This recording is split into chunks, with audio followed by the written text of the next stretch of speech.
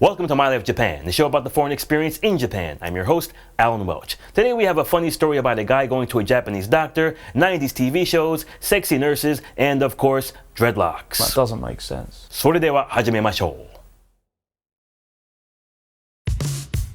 Before coming to Japan, I had long dreadlocks. They were huge. You could do those things back then. Man, did you take my Marky Mark and the Funky Bunch tape? So we was fighting over whether we should watch The Fresh Prince of Bel-Air or Seinfeld, and she was getting all up in my grill. Homie, don't play that. I shaved my head, so I was bald when I first came here.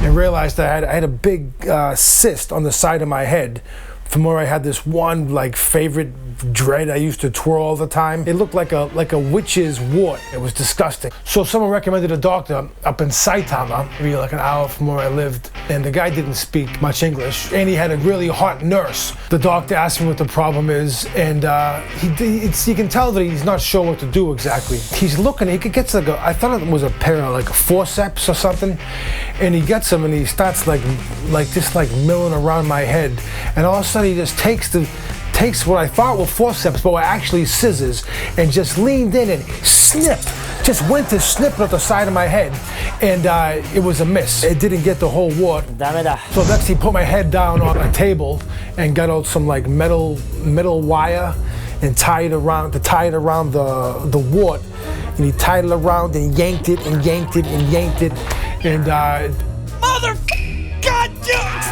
the wart wouldn't come off my head. And then he milled through a drawer and he pulled out it was some kind of electronic X-Acto knife. Plugs it in, holds down my head, and just gets in there and just cuts the wart off the side of my head very slowly, very painfully. All of a sudden I feel what I assume is sweat running down my face. And the doctor, who hadn't spoken any English up until this point, he puts his hand on my shoulder and he says, "Don't worry, blood is enormous."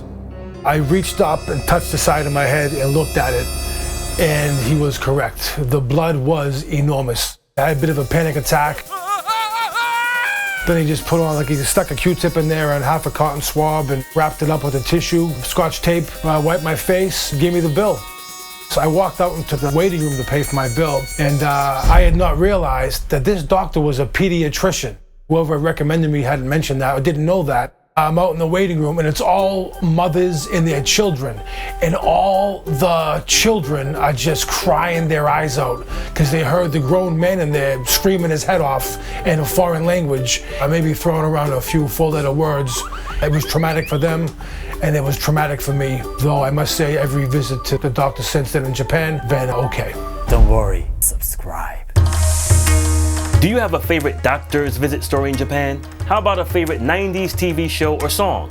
Let me know in the comment section below, or you can hit me up on Twitter, and I will see you on the next episode. Ja ne!